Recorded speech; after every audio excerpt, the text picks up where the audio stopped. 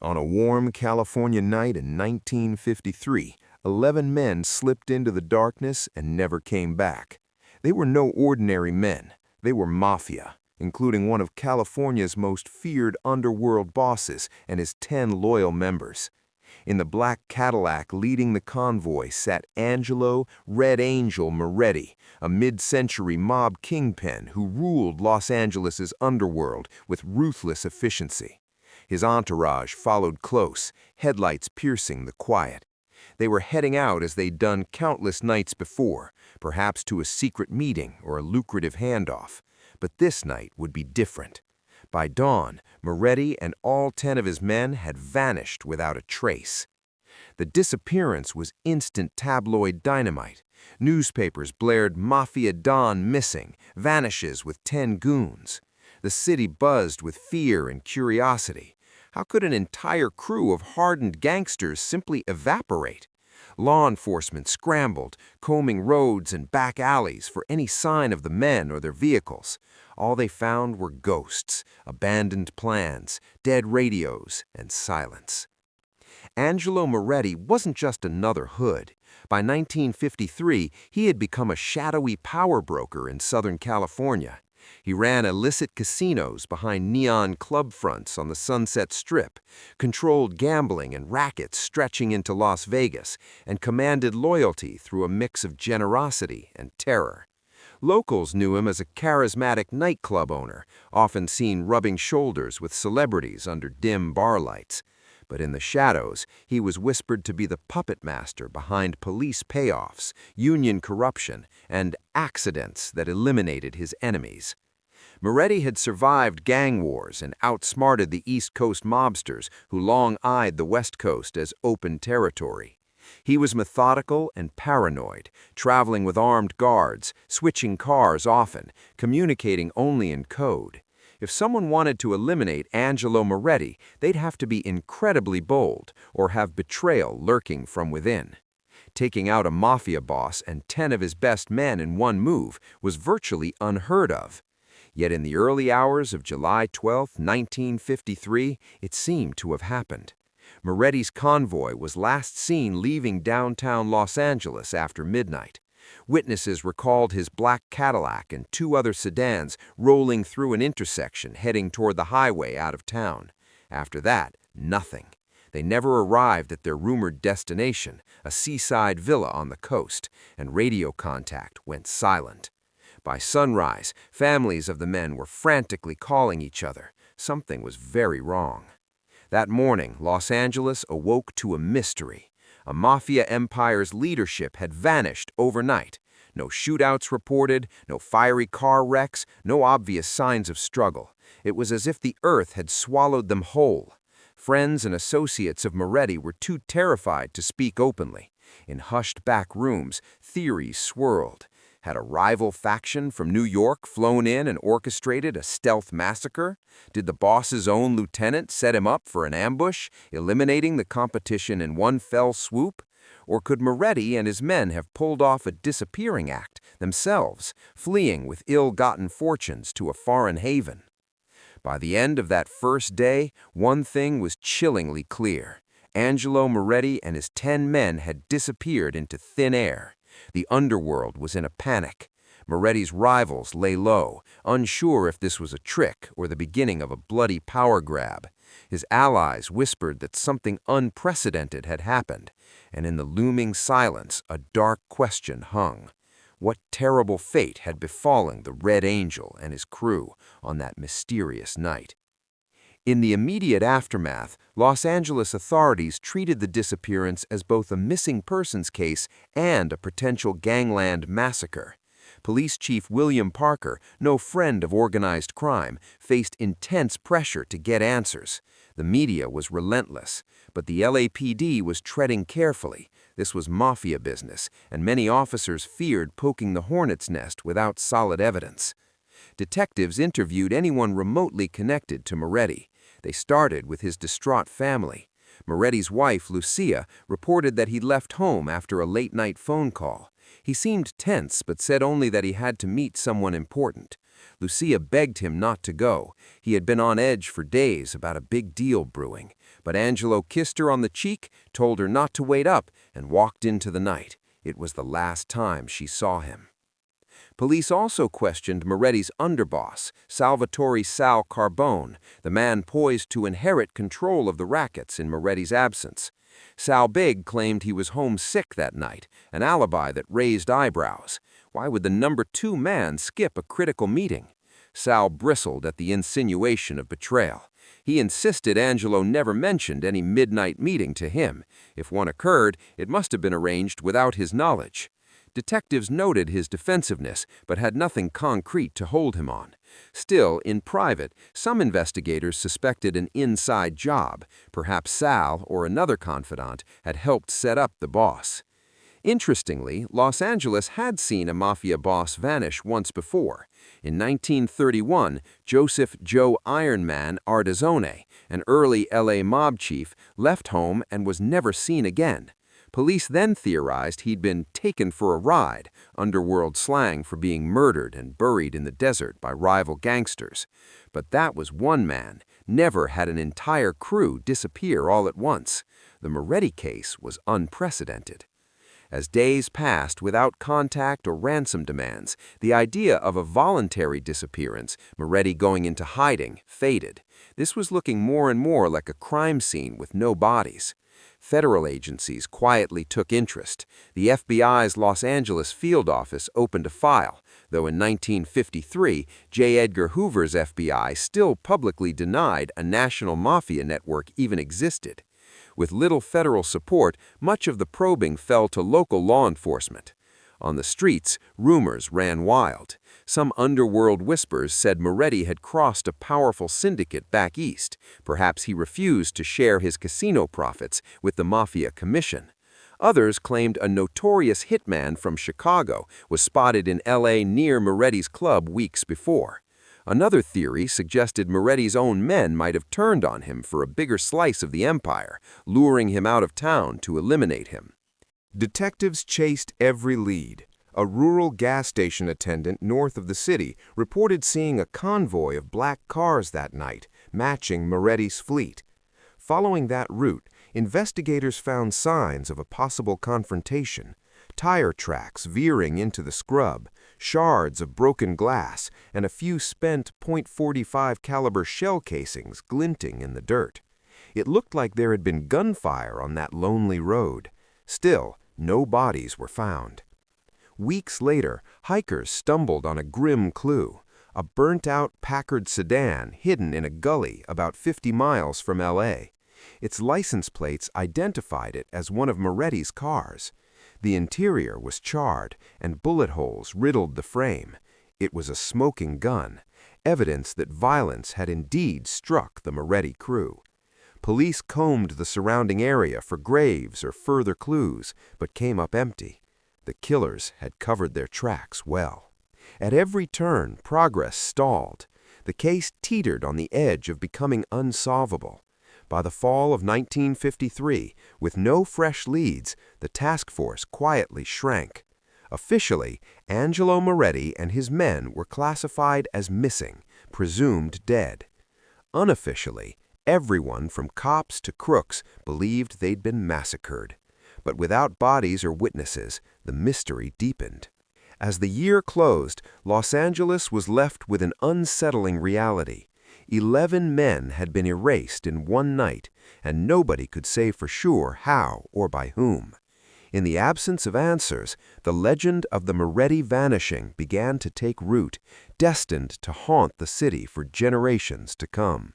The question remained: who had the power to make 11 men disappear, and how could such a brazen crime stay buried in secrecy for so long? In the decades after 1953, the Moretti case became the stuff of mob lore in California. Detectives retired with the case unsolved, and new investigators periodically reopened the dusty files, only to hit the same walls of silence. Each time the story resurfaced, on an anniversary or when a former mobster was arrested, it sent a chill through the public. Everyone had a theory, no one had proof. Through the late 1950s and 1960s, America's mob landscape shifted. In 1957, an infamous summit of mob bosses in Appalachian, New York was raided, finally forcing authorities to acknowledge the Mafia's national reach. Federal pressure on organized crime increased. By 1963, turncoats like Joe Valachi were breaking the Mafia's sacred code of omerta, spilling many secrets. Yet not one word emerged about what happened to Moretti's crew. The code of silence around this crime held tight. The Moretti disappearance became as infamous on the West Coast as Jimmy Hoffa's would later be nationwide, an enduring mob mystery that fueled decades of speculation. Like Hoffa's case years afterward, Moretti's fate remained an open wound in the history books, a story with no ending. Over the years, a few intrepid investigators tried to break the stalemate. In 1978, an LA journalist named Dana Langford devoted a series of articles to the cold case. She even tracked down Big Sal Carbone, the aging underboss who had dodged that fateful meeting. On record, Sal maintained he knew nothing, that he lost his friends and boss that night and had no clue how. But off the record, after a lengthy interview, Sal dropped one haunting hint to Langford in a hushed tone. Those boys never had a chance. They walked into hell that night. There was a traitor. He wouldn't say more. Langford's research pointed a finger at a likely mastermind, Vincenzo Jimmy Nails Licata, a high-ranking mobster from New York. Rumor had long held that Licata was in L.A. around the time of the disappearance and that he had a hand in it, perhaps enforcing a secret decree from the Mafia Commission to remove Moretti.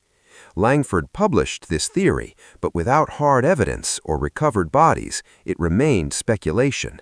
Licata himself had died years earlier, taking whatever he knew to his grave. For the families of the missing men, the decades brought only pain and uncertainty. They held memorial masses without graves to visit. Sons and daughters grew up with whispers instead of answers. As time marched on, most accepted that their loved ones had likely been killed that night, even if the where and how were unknown. One curious footnote to the saga was mostly forgotten: Moretti's pet monkey, Coco.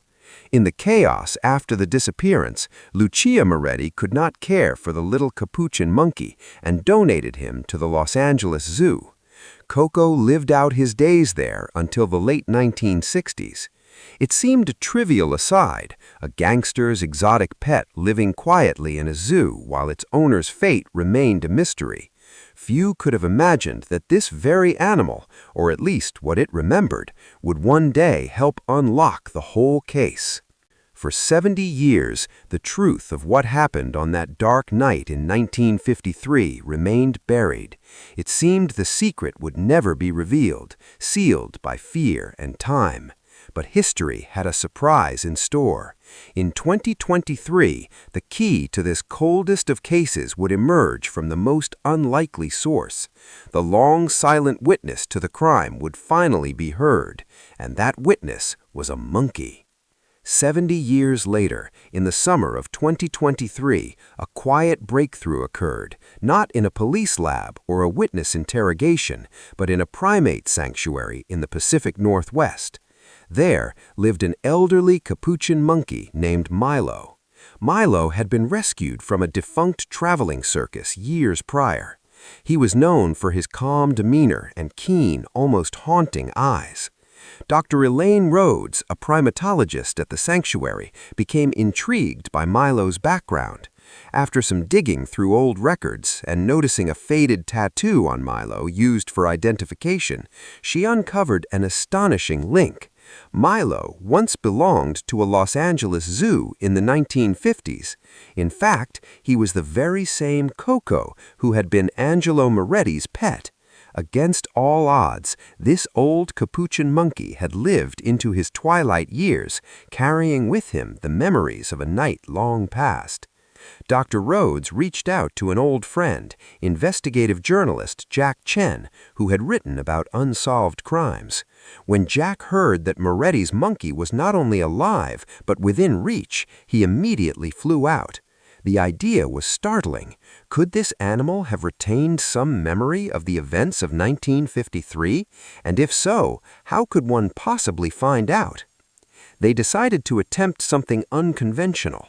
Dr. Rhodes had experience teaching basic sign language to primates, and Milo was surprisingly quick to learn simple signs for words like food and friend.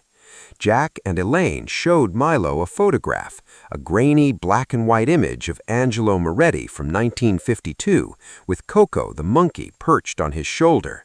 Milo stared at it intently. Then the old Capuchin became agitated.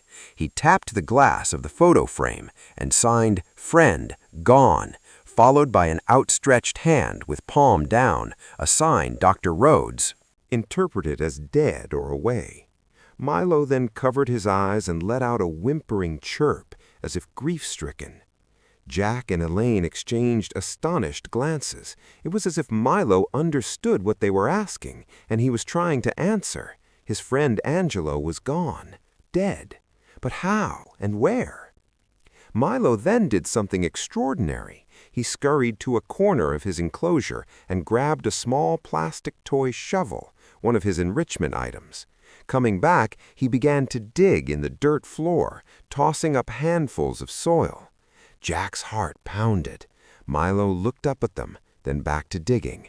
It was a clear pantomime. Buried. They needed to know where.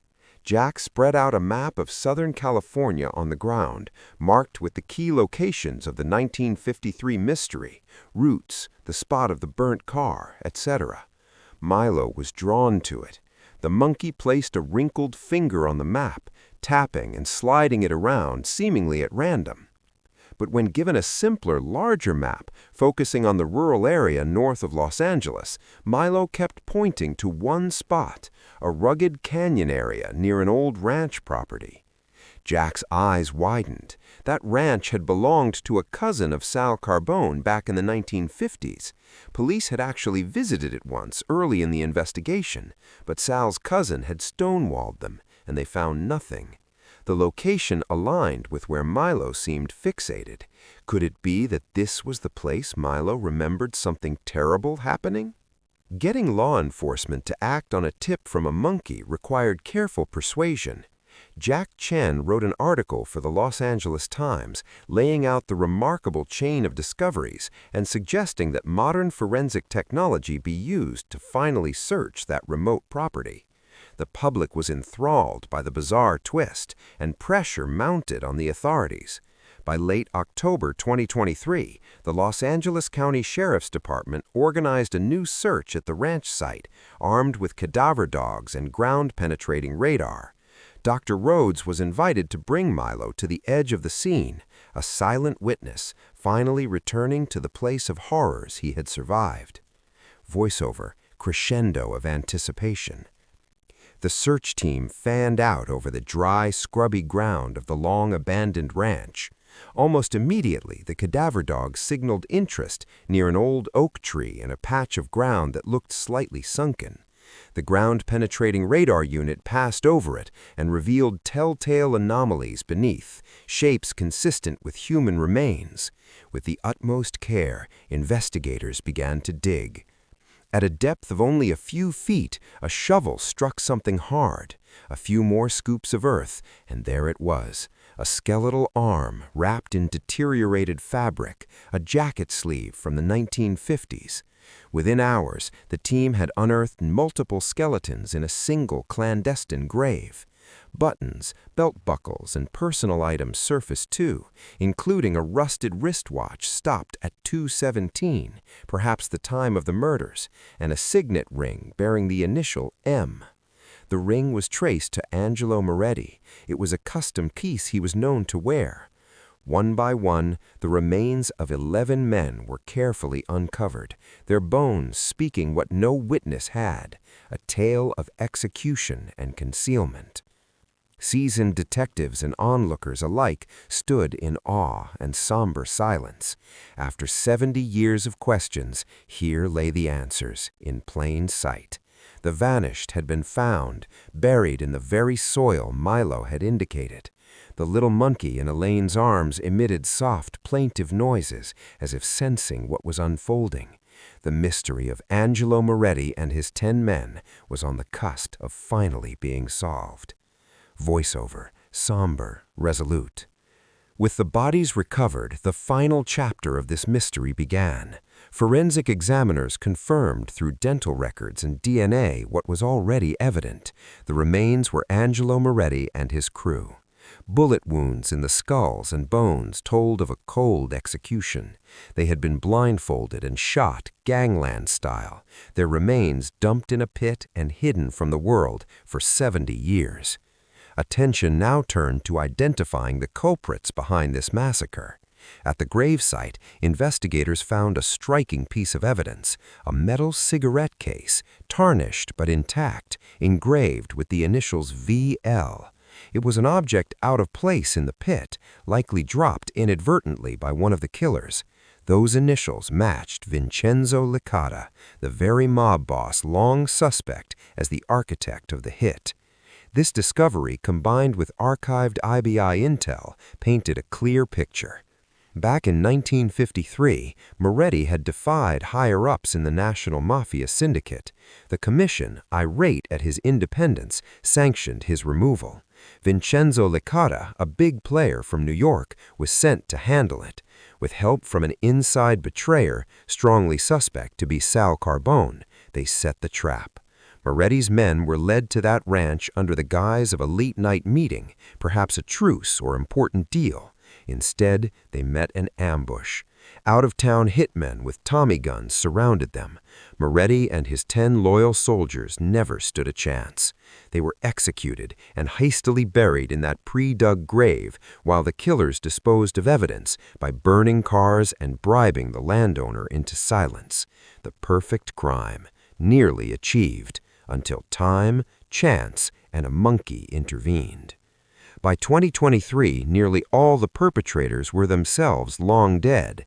Vincenzo Licata's guilt could be declared in history books, if not in a court of law. Sal Carbone, if indeed he had colluded, had escaped earthly justice, taking his secrets to his deathbed years ago. There would be no trials, no convictions, but at last the truth was known, and that in itself was a form of justice and relief. For the families of the victims, closure had finally arrived. They held proper funerals, burying their loved ones with dignity. Angelo Moretti's granddaughter, now in her 60s, spoke through tears at a press gathering. For 70 years we had nothing but questions. Now, at last, we know what happened. It doesn't bring them back, but knowing the truth means everything to us. She expressed profound gratitude to Dr. Rhodes and Milo the Capuchin, the unlikely detective who helped crack the case. For law enforcement in Los Angeles, this resolution was nothing short of monumental. Many of the original investigators did not live to see this day, but their successors ensured that the case was never completely forgotten. The successful unearthing of the truth, aided by an unlikely source, was celebrated quietly as justice delayed but not denied. Seasoned detectives noted how rare it was for a cold case of this age to be solved, let alone with help from a creature outside humanity. It was a testament to perseverance and open-minded investigation. Milo the monkey, the silent key to unlocking this mystery, lived out his remaining days in peace at the sanctuary. He became something of a folk hero, proof that sometimes the most voiceless witness can speak volumes. Visitors would come to catch a glimpse of the crime-solving monkey, and sanctuary staff ensured that Milo received plenty of affection and treats, honoring him in their own gentle way. In a poignant closing scene, Jack Chen visited Milo at the sanctuary a week after the case was closed. Standing outside the enclosure, Jack gently placed his hand against the glass. Milo ambled over, regarded Jack with those wise dark eyes, and pressed his little hand on the opposite side of the glass. Man and monkey stayed like that for a quiet moment. No words were needed. The gesture said it all. Thank you. Voiceover, Ernest, concluding. The saga of Angelo Red Angel Moretti and his missing 10 men shows that truth has a way of emerging even from the darkest of hiding places. For 70 years, the secret of their fate lay silent, kept by killers and lost to time. In the end, it was uncovered by perseverance, unlikely alliances, and a bit of animal intuition. A long, cold case was resurrected by an improbable witness, proving that in the realm of true crime, reality can be stranger and more profoundly just than fiction. The 70-year mystery was finally revealed by a monkey, a reminder that no secret remains buried forever.